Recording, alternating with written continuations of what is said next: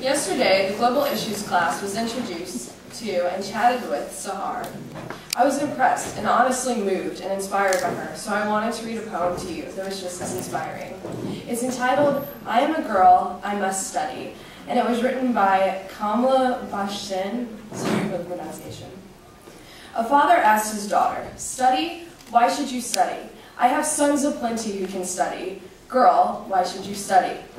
The daughter tells her father, "Since you ask, here is why I must study. Because I am a girl, I must study. Long denied this right, I must study. For my dreams to take flight, I must study. Knowledge brings new light, so I must study. For the battles I must fight, I must study. Because I am a girl, I must study. To avoid destitution, I must study. To win independence, I must study. To fight frustration, I must study. To find inspiration, I must study. Because I am a girl, I must study." I stand before you today and welcome you to a rare opportunity. This opportunity that we have is to meet such a girl as the one mentioned in my poem. Her name is Sahar, and she's an orphan from Afghanistan. A few weeks ago, a writer in Time magazine named Nancy Gibbs published a 2-page article entitled "The Best Investment." She starts off this article with the opening. "We know what the birth of a revolution looks like. A student stands before a tank. A fruit seller sets himself on fire. A line of monks link arms in a human chain. Crowds surge, soldiers fire, gusts of rage pull down the monuments of tyrants, and maybe, sometimes, justice rises through the flames. But sometimes freedom and opportunity slip in through the back door when a quieter subversion of the status quo unleashes change that is just as revolutionary.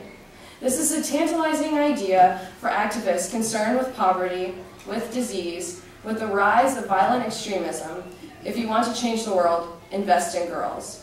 Like Nancy Gibbs said, invest in girls. If you want proof as to why the investment is worth every penny, it is my pleasure today to introduce to you Sahar. Sahar is from Afghanistan, a country stricken with poverty, violence, and political extremism. Education in the developing world, and in Afghanistan specifically, is very hard to find and very expensive, but at the same time, it is of utmost importance to a girl if she wants to have a successful and happy future. Education for girls is not just about learning math or science. It impacts a girl's life and the community that surrounds her. I know most people don't like to hear statistics, but bear with me because these are worth mentioning. An extra year of primary school boosts a girl's eventual wages by 10 to 20%. An extra year of secondary school adds 15 to 20%. Girls who stay in school for 7 years or more typically marry 4 years later and have 2 less children than girls who drop out. Also, studies have shown that girls who get a job and work invest 90% of their income back into their families. Education of girls does not just affect a girl. Sure, she is smarter and stronger, but she will put everything she has learned back into her community to better it, just as you will soon find that Sahar plans to do. Larry Summers, who was the chief economist of the World Bank, said, "Investment in girls' education may well be the highest return investment available in the developing world." Once again, it is my pleasure to introduce to you Sahar and her sponsor, Rose.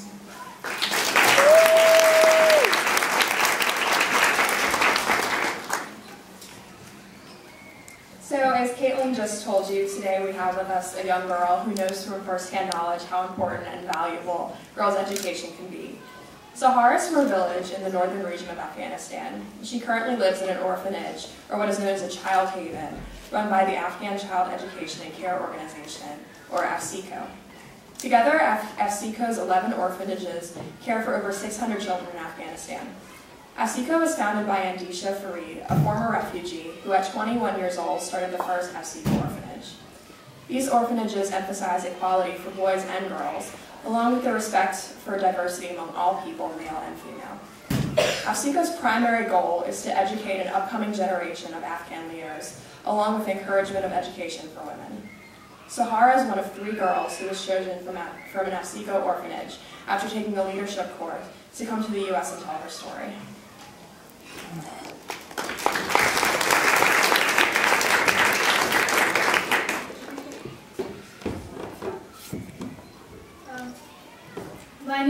Sahar. I come from Afghanistan. I live in a special orphanage in Kabul. Before I lived in a very small village in Kunduz province. There was no school in Kunduz, and girls never studied school. Taliban very strong in Kunduz. My one brother was in Pakistan studying, and he collected money for my family. We were very poor. There was no electricity, no plumbing. We lived in a very small village in Kunduz. And my brother was in Pakistan and he studying. We lived in a very ugly house made of mud. In the winter, all the water came into the house. My father had many children, 8 boys and 2 girls. He was blind. He could not work with such a big family. One day my brother came home. I saw his books and notebooks. I wanted to do what my brother was doing. I asked my brother to bring me with him to school. But my mother and father said no.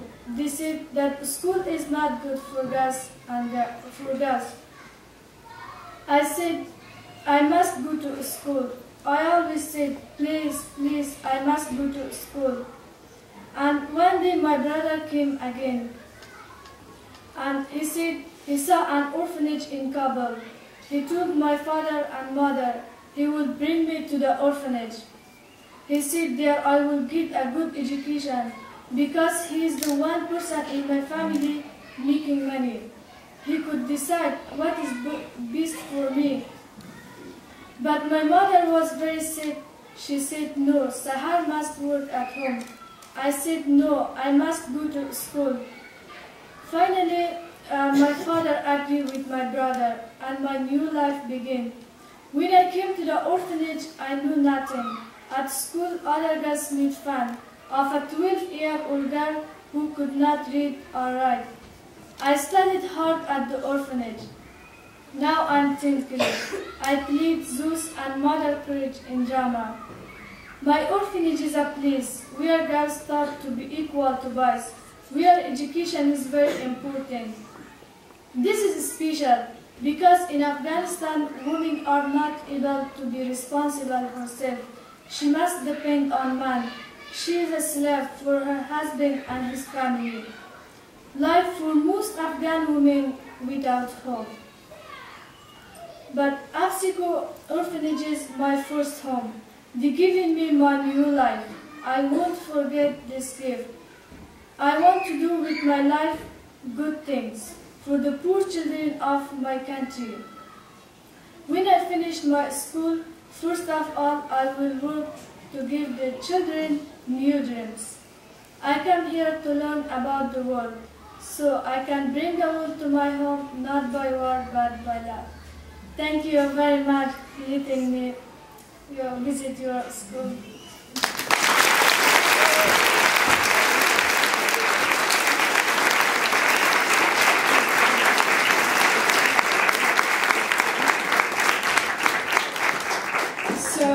Sahar has generously offered to answer some questions for you guys. So if you have any questions, you can just raise your hands and I'll call on you and stand up. And here we go. Does anybody have any questions? Right? How long ago did you go to the orphanage? When I was 12, I have been at the orphanage 4 years. That was all for What subjects do you learn? what sections? We take 15 subjects at school, 4 subjects Islamic, and 4 language, Dari, Pashto, English and Arabic, and also biology, math, geography, geometry, chemistry.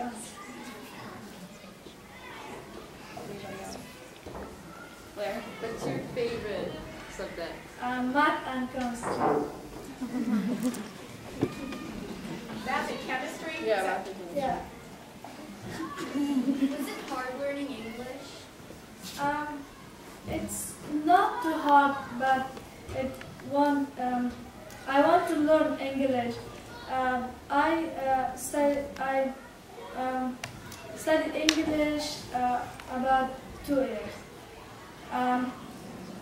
My teacher from America volunteered in the orphanage. He teach us English.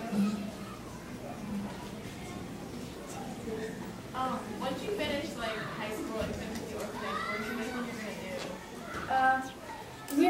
When we finish high school, we study university at AFCECO.